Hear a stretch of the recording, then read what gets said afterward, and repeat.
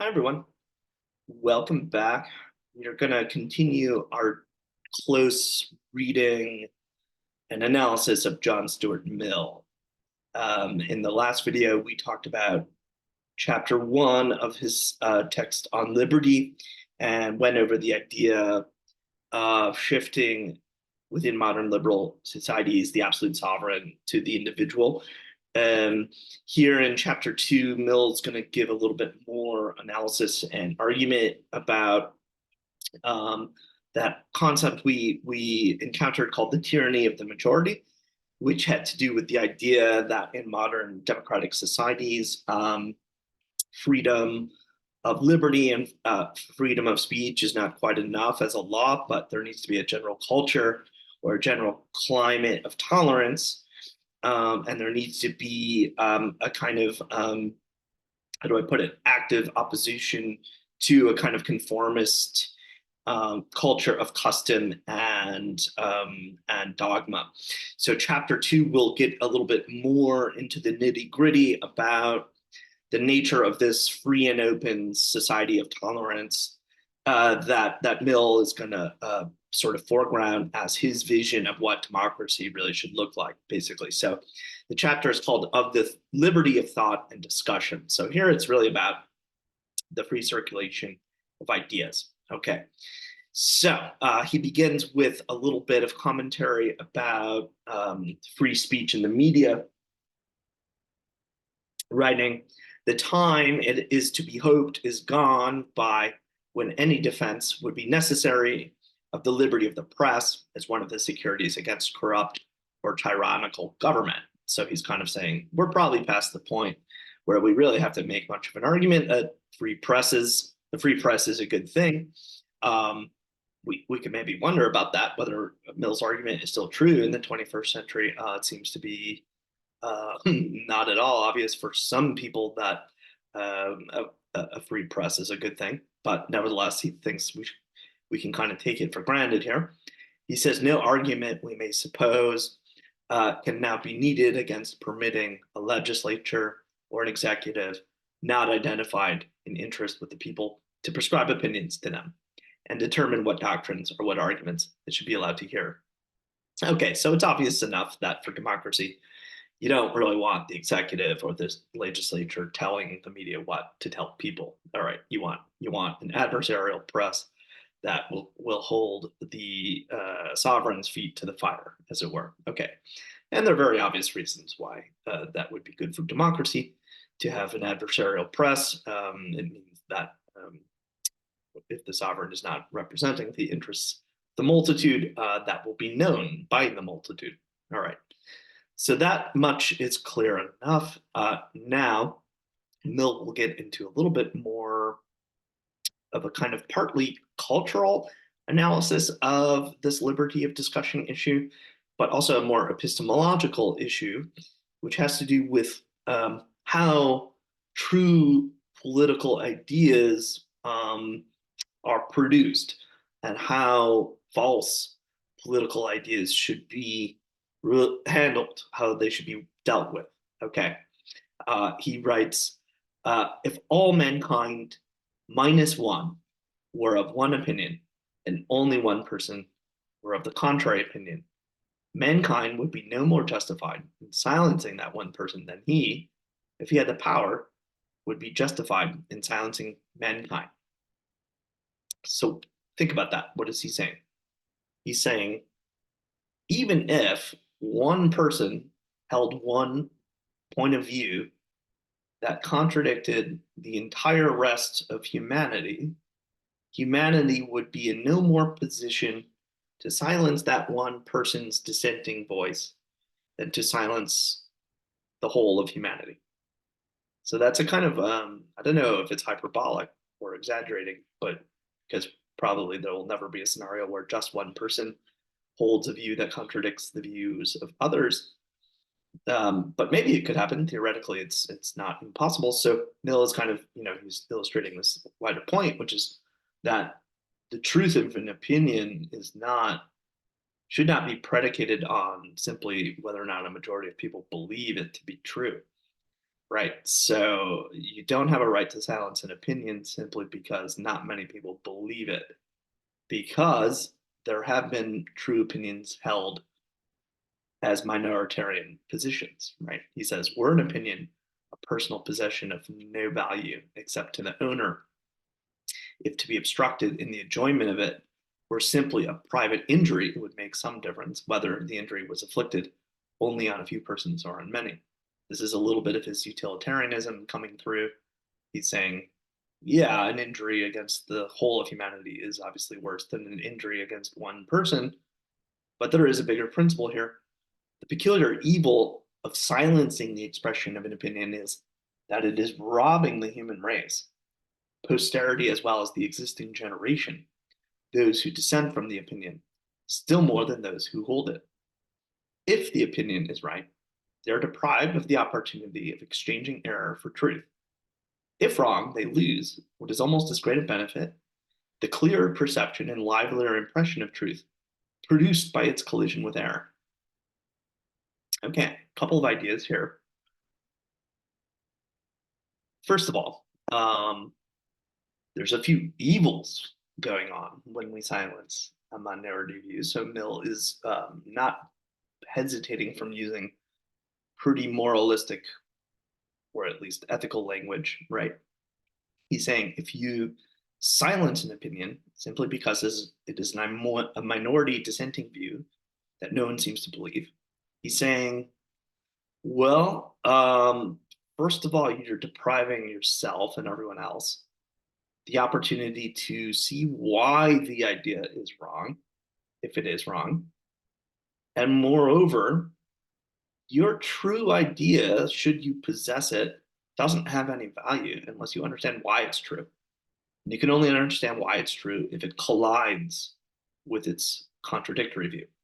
All right. So, for example, um, if I happen to believe in the theory of evolution, and let's say we're in a climate where most people believe in the theory of evolution. Let's say one person comes along who believes in creationism. I think Mill would say, even though we as a majority have very great reason to believe that we're in the right and that creationist is in the wrong, we're still kind of robbing ourselves of the opportunity to coming to a deeper understanding of why evolution is true and creationism is false. So there's an epistemic point here to be made, which is that Enlightenment thought and Enlightenment reason requires this collision of truth and falsity, right? Okay. So there's a few more details here that are political that he gets into. And he says, first, the opinion, which is attempted to suppress by authority, may possibly be true, right? You just don't know if it's true or false until you test it, until you allow it to enter into some kind of competitive relation with the position you have. Those who desire to suppress it, of course, deny its truth, but they are not infallible. They have no authority to decide the question for all mankind and exclude every other person from the means of judging. To refuse a hearing to an opinion because they're sure that it is false is to assume that their certainty is the same thing as absolute certainty. All silencing of discussion is an assumption of infallibility. It's a very famous line. Mill is saying, if you assume you're in the know, you assume that your position is the absolute truth. And there's no need to kind of skeptically challenge it. You are assuming you are infallible. You are assuming that there is no way in which you have made a mistake, could have made a mistake. And you're assuming there's no way in which your opponent could be true, could be in the right.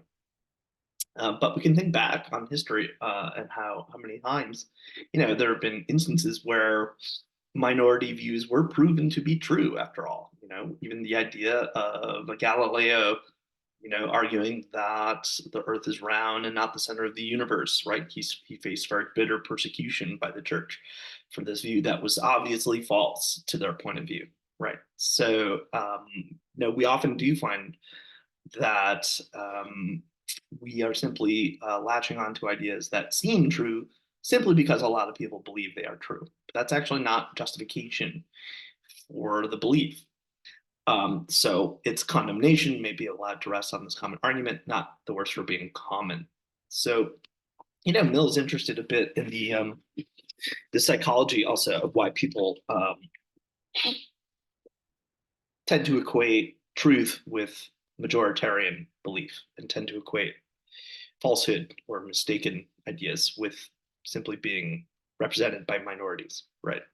So we have to kind of undo some of that. We have to think about how the culture might amend some of that. Okay. So assuming our own fallibility is sort of a primary position. He identifies himself with Socrates in many ways here, and the Socratic tradition of skepticism. Right. So if you remember going back, Socrates, his whole approach to philosophy, his method was to take nothing for granted, to assume that you know nothing. Right. And I think Mill totally agrees with that basic precept. Okay. Uh, and he'll make references to it to that effect. Um, Okay, so we'll talk about how whole ages, whole eras of history seem to fall into kind of dogmatism and actually are completely wrong about very fundamental things about how nature works or how the cosmos works, only to be shown that they're wrong much later and would have known sooner had they not silenced a dissenting view. All right, so uh, he writes here, complete liberty of contradicting and disproving our opinion is the very condition which justifies us in assuming its truth for purposes of action. And no other terms can a being with human faculties have any rational assurance of being right. So we can't really be sure we're right that our view about our view being true unless it has been scrutinized in some way, unless it has come into that collision with error. And this is how science works, right? Science works not simply through positing positions, which, as soon as you get enough scientists to believe are true, must be true. Science works because you have ruthlessly tested results and run checked for competing variables, and science is kind of a ruthlessly skeptical enterprise in this way. And why can't we make politics similar in scope and method is kind of what Mill is asking here. He says, when we consider either the history of opinion or the ordinary conduct of human life, to what is it to be ascribed that the one and the other are no worse than they are? Not certainly to the inherent force of the human understanding. For on any matter not self-evident, there are 99 persons totally incapable of judging of it for one who is capable, and the capacity of a hundredth person is only comparative. For the majority of the eminent men of past generation held many opinions now known to be erroneous, to be false, and did or approved numerous things which no one will now justify. Why is it then that there is a whole preponderance among mankind of rational opinions and rational conduct? If there really is this preponderance, which there must be unless human affairs are, and have always been, in an almost desperate state, it is owing to a quality of the human mind, the source of everything respectable in man, either as an intellectual or as a moral being, namely, that his errors are corrigible. He is capable of rectifying his mistakes by discussion and experience, not by experience alone. That there must be discussion to show how experience is to be interpreted. Okay, so this is an epistemic point. Mill is saying, okay, we have a bad reality to deal with, and the reality is we could always be wrong. Our views about very fundamental things that we are absolutely sure are right might turn out to be wrong, but we can correct that mistake. We can do a course correction, but we can only do a course correction through discussion and communication and debate. We can't do it simply by experiencing the world. So, this is kind of an interesting point about how ideas, political ideas in particular, take root and how they are perhaps changed and altered over time. We don't typically have great dramatic changes of opinion about things simply uh, on our own, simply on our left to our own devices in life. We tend to have changes about politics or changes about what institutions we should value and practices we should value through pretty persistent and pretty careful discussion and confrontation with others with whom we might very well disagree about large things. Okay, so think about what limits there are to this culture in contemporary American politics. This is obviously, as they call it, a very partisan, divided age where people are pretty disinclined to entertain alternative viewpoints and worldviews, right? Um, what are the obstacles to that? Is it simply that people are less comfortable with ideas and colliding with their own? Are there too many noxious or toxic views in the atmosphere? Are there ideas that are damaging? Are there things tilting the ideas in favor of certain world views rather than others? Try to think about what perhaps are the things that are shaping the political climate and the discourse and the movement of discussion in a way that is perhaps prohibitive to some ideas. Okay. Um, so Mill will go on, and he'll talk about ways in which this kind of issue has unfolded at the level of religious dogma, the church silencing opinion, or scientific ideas in particular. Um, and now he will kind of make an equivalence between true ideas and useful ideas. He tends to believe that the value as a good utilitarian thinker of an idea is not just that you have the gratification, I guess, of knowing you're right. The benefit of a true idea is that it's what's most useful for the multitude.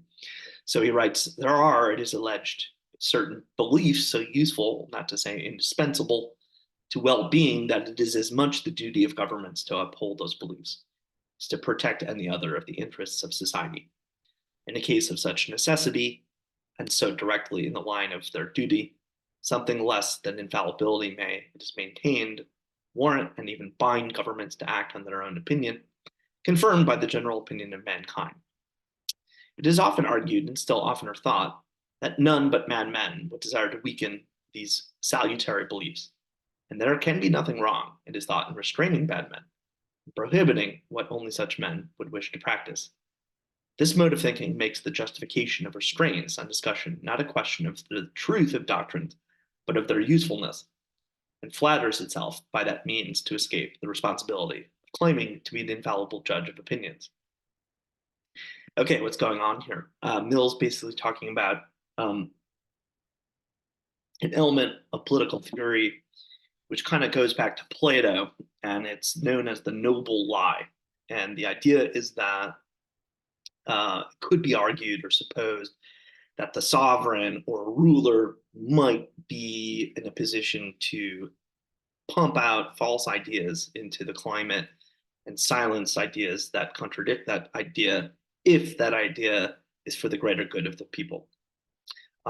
We could think about ways in which maybe it could be the case that a certain false idea might be beneficial to the multitude. Plato tended to think in the Republic that the multitude or the many are not sufficiently rational enough to really achieve the kind of enlightened discussion that Mill seems to think that we are capable of.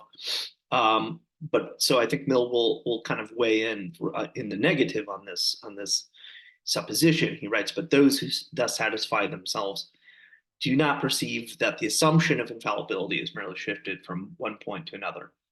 The usefulness of an opinion is itself matter of opinion, as disputable as open to discussion and requiring discussion as much as the opinion itself. So he's saying the idea of the noble lie is a fallacy, because whether or not an idea is useful for the multitude is itself something that has to be as much debated as the truth value of the idea, right?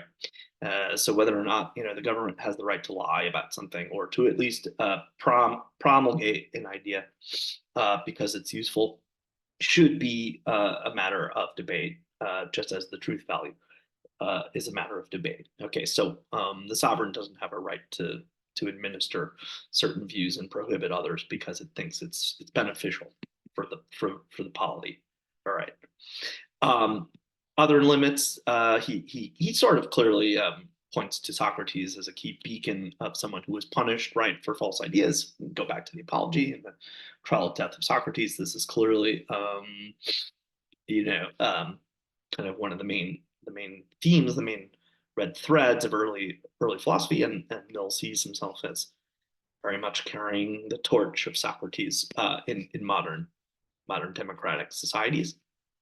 Okay, now he'll kind of entertain. He does a good job in the piece of playing devil's advocate with himself. He will sort of entertain ideas that might perhaps contradict or show up limits to his own argument, and then he will try to rebut those devil advocate positions. All right, so here he kind of entertains the idea as a skeptic that you know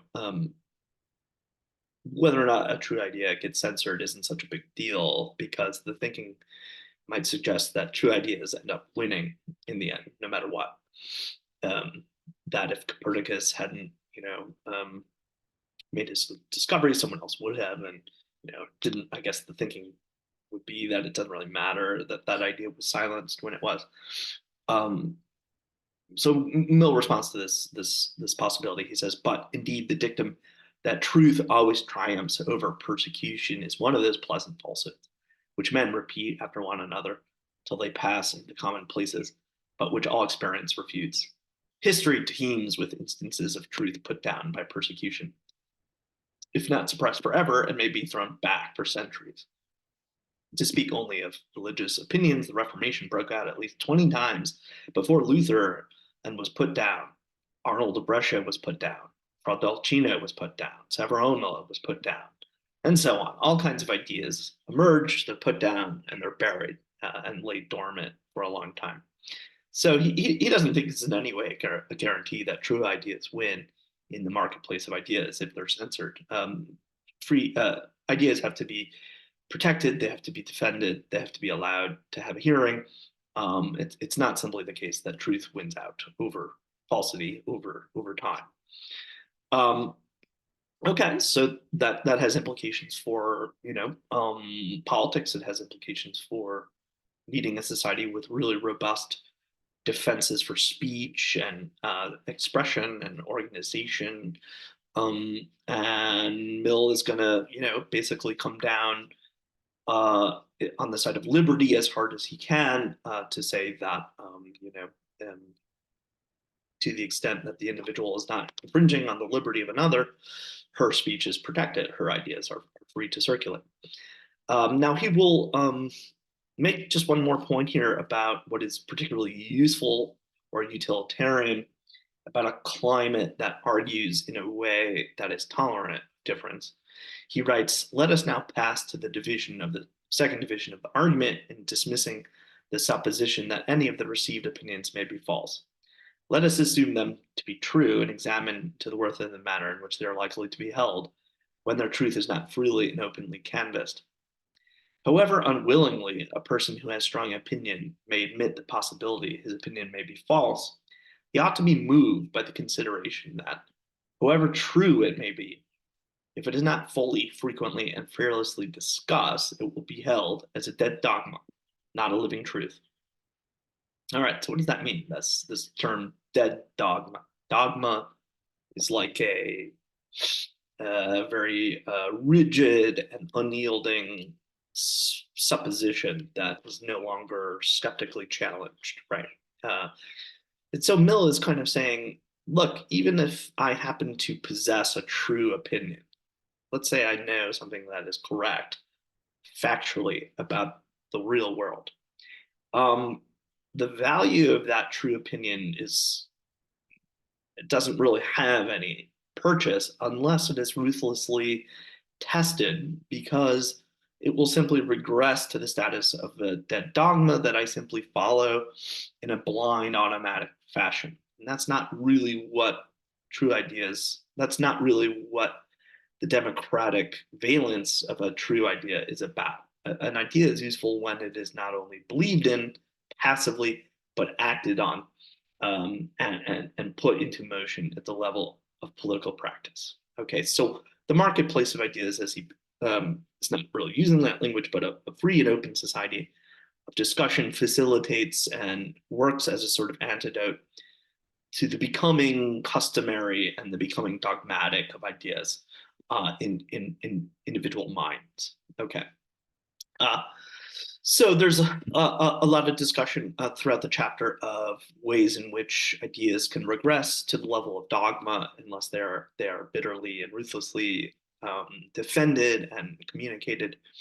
Um, just I ask you to kind of have a look at this last point here, where he makes another sort of epistemological point about the way in which ideas are not necessarily either true or false, but there could actually be certain positions which, while being primarily true, maybe are incomplete or partial and require supplement.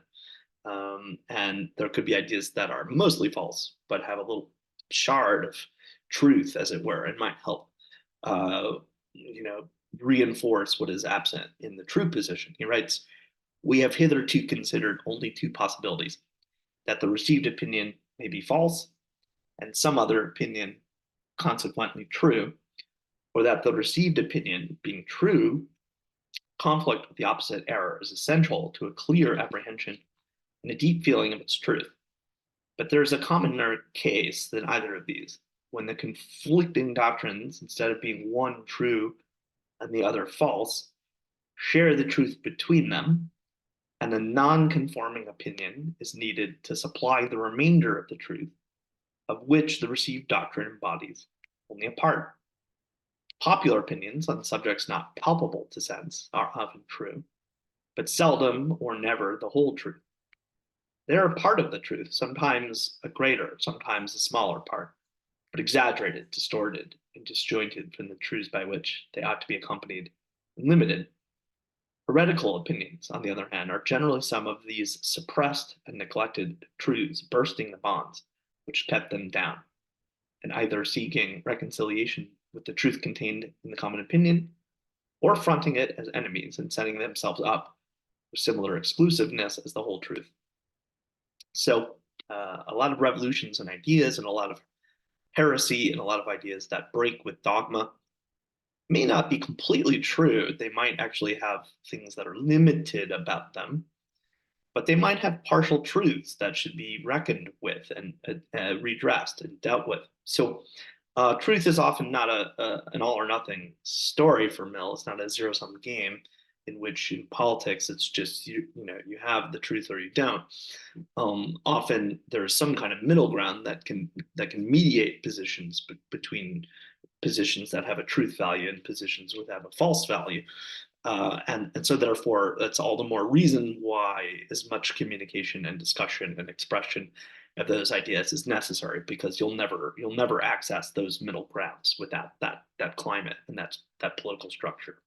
Okay, so lots of ideas stacking up, uh, sort of operating as defenses of a free and open society. It all sort of comes to a head here on page 50, where he just tries to summarize briefly. So if you want a quick and kind of sort of condensed version of the three big reasons why we need this kind of politics of free discussion, they are here. First, if any opinion is compelled to silence, that opinion may, for aught we can certainly know, be true. To deny this is to assume our own infallibility. So if you're silencing an opinion, you're assuming you're perfect. You're assuming you're always correct. Second, though the silenced opinion may be an error, it may and very commonly does contain a portion of truth. And since the general or prevailing opinion on any subject is rarely or never the whole truth, it is only by the collision of adverse opinions that the remainder of the truth has any chance of being supplied. So, as we just said, even if you are sort of confronted with an idea that's basically wrong or in error, it might have a partial truth or a moment of truth or an aspect of the truth, which, if you silence, you will rob yourself the opportunity of of possessing or acquiring. Thirdly, even if the received opinion opinion be not only true, but the whole truth, unless it is suffered to be and actually is vigorously and earnestly contested, it will, by most of those who receive it, be held in the manner of a prejudice, with little comprehension or feeling of its rational grounds. And not only this, but fourthly, the meaning of the doctrine itself will be in danger of being lost or enfeebled and deprived of its vital effect on the character and conduct, the dogma becoming a mere formal profession, inefficacious for good, but cumbering the ground, preventing the growth of any real heartfelt conviction from reason or personal experience.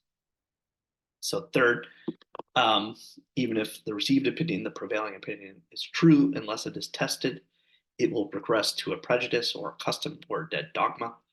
And finally, um, that idea, moreover, might become so dogmatic that we lose touch even with its meaning ultimately as a political concept. Something like justice might sound nice, let's say, or liberty itself might sound nice, but we don't really know what it means anymore. And therefore, we don't put it to use. And therefore, the democratic society that we live in doesn't gain from its benefit. Okay. So Mill has really tried to integrate the relationship of ideas and how ideas circulate or fail to circulate to his conception of sovereignty in the first chapter.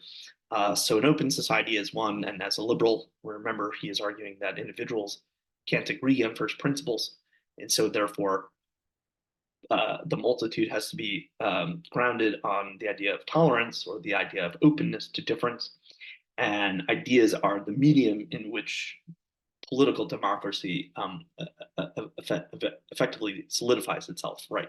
That the liberty of the individual is essentially the bedrock value, and the ability of that person to express her opinions is the only, I guess, antidote to the tendency of the majority, the tyranny of the majority, to silence that liberty. Okay. Um, so Mill is clearly a thinker of liberty, and try to think about what those limits to discussion might be. What are they in the text? I think Mill does give us some hints as to where speech might become something that could be legitimately limited. Try to identify what that limit is. But in general, as free and open a society is a democratic society, therefore a just society. That is the basis of Mill's politics on liberty. Okay, everyone, thanks very much.